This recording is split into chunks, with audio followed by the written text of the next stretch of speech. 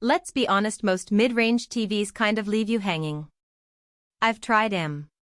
You get okay picture quality, sure, but then there's motion blur during sports, black levels that look more gray than deep black, and smart TV systems that freeze when you're trying to pull up a show. It's frustrating, especially when you've just settled in for movie night. But the SONY K65XR80M2 65-inch Bravia 8 QD-OLED is one of those rare cases where it actually feels like the upgrade is worth every penny. This thing just gets it right, especially if you care about real contrast, color, and not fighting your remote.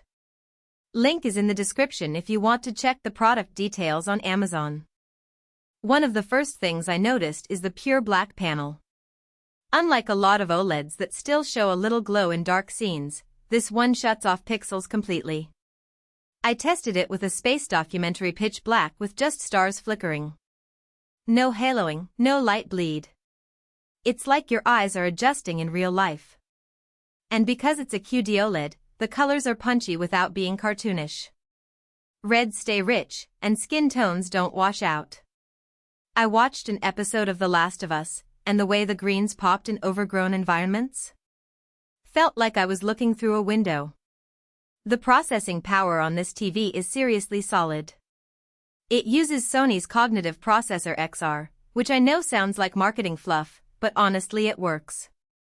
It's constantly adjusting brightness, contrast, and sound based on what's on screen.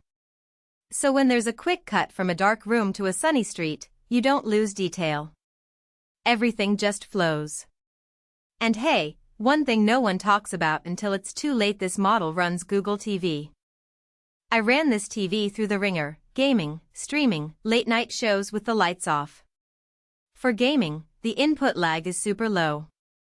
I played Ghost of Tsushima on my PS5, and every movement was responsive, no weird lag when parrying.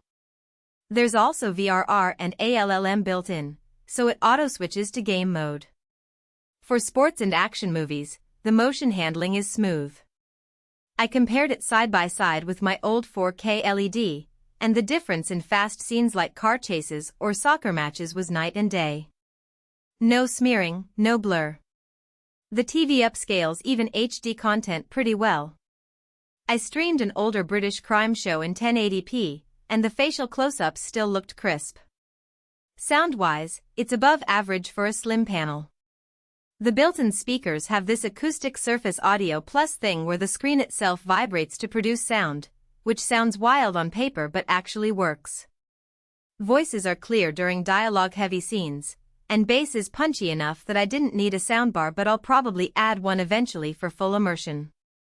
Would I recommend this to everyone? Probably not.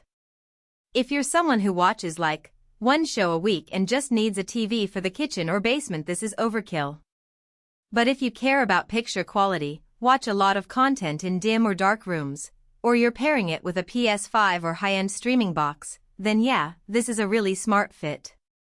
It's especially great if you're upgrading from an older OLED or a high-end LED that's starting to show its age. Families might appreciate the Google TV interface because it's intuitive. My parents figured it out in under 5 minutes.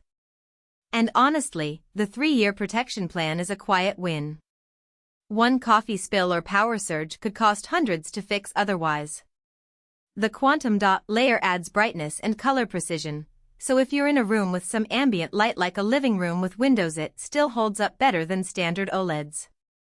It won't beat a full LED in direct sunlight, but for most real-world setups, it's more than enough. Look, no TV is perfect. This one does get warm after hours of use, and while it's not a big deal, just something to note if you've got it mounted in a tight cabinet. And the remote, it's fine. I wish it had backlit buttons for night use, but that's a small grip compared to how everything else performs.